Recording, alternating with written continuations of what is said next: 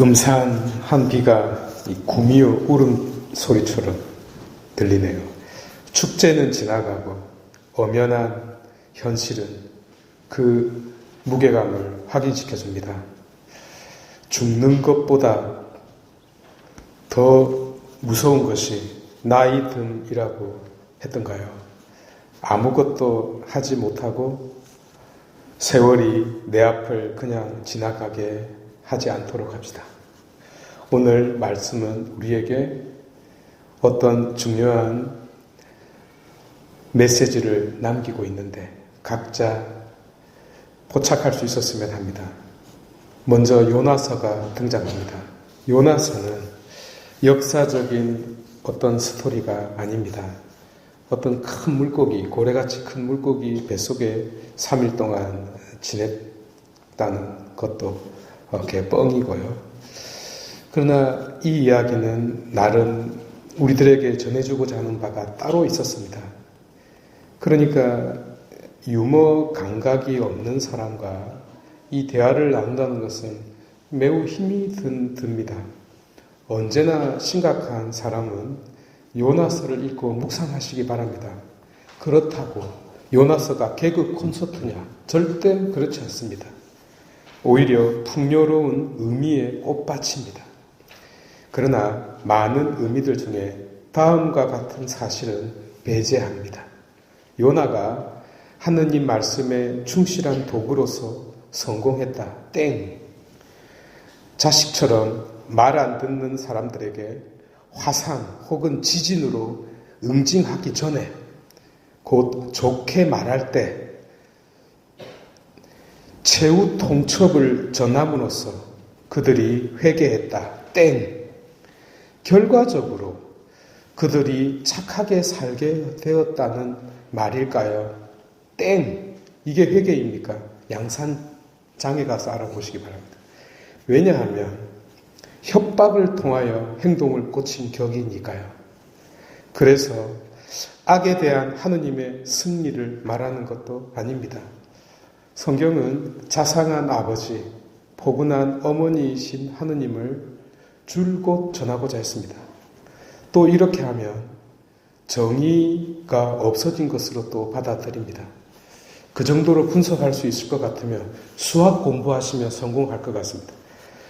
도 아니면 모식의 사고를 지니고 있는 분들은 요나서를 100번, 아니 1년에 365일 매일 읽으시기 바랍니다.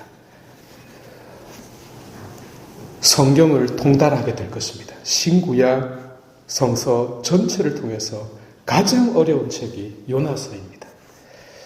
지금 내가 내 삶에서 요나와 같은 반응을 하고 있지 않습니까? 내 삶이 버리자니 아깝고 먹자니 먹을 것이 없는 계륵과 비슷하지 않습니까? 풍요로움 속에 빈곤이라 그랬던가요? 빈곤은 차라리 낫습니다. 얼마나 빈약한지요. 별로 따지자면 초신성 폭발 직전과 같습니다. 마치 중력이 붕괴되는 것처럼요. 내 안에 아무것도 없어서 건들면 폭발합니다. 그래서 폭발하는 겁니다. 오늘 복음을 보십시오. 말 그대로 기쁜 소식, 하느님 나라, 회개라는 단어 3개가 나옵니다. 끝입니다. 다른 내용은 이를 설명하는 것에 불과합니다. 다른 복음도 마찬가지입니다. 이 중에 회개가 들어가 있네요. 도대체 회개가 무엇입니까? 가슴 치는 것일까요? 아니면 굶는 것일까요? 자기 육신의 고통을 가하는 것이 회개일까요? 그래서 하느님이 좋아하십니까?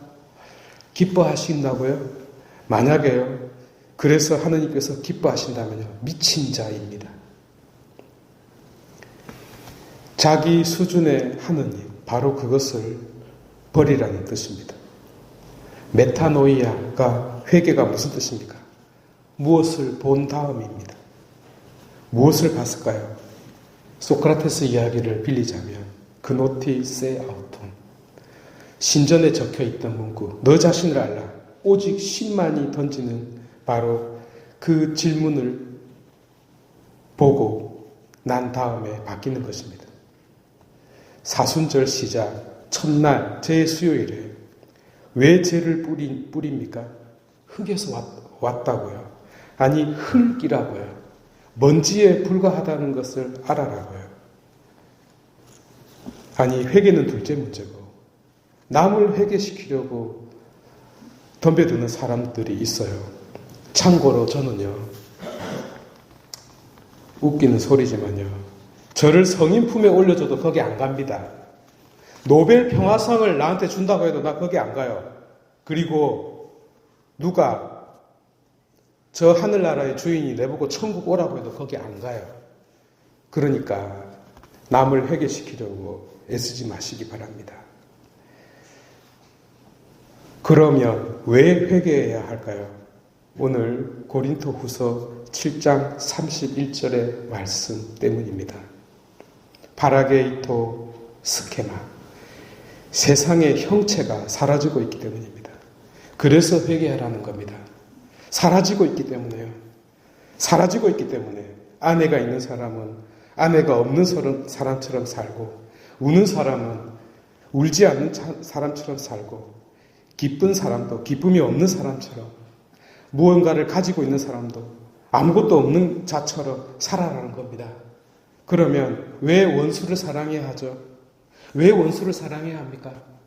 기독교는요, 시간의 신앙입니다. 사라져가고 있기 때문입니다. 나와 너가 이 세상에 살고 있는 시간이 얼마 남아있지 않기 때문입니다. 이제 또다시 니체가 말한 영원 회귀가 아닌 얼마 반복되지 않을 시간이 찾아오고 있네요. 니네베가 무너지는 것이 무서워서가 아니라 내가 무너지는 것이 두려워 경계해야 하는 그 시간이 찾아오도록 합니다. 봉헌하도록 합니다.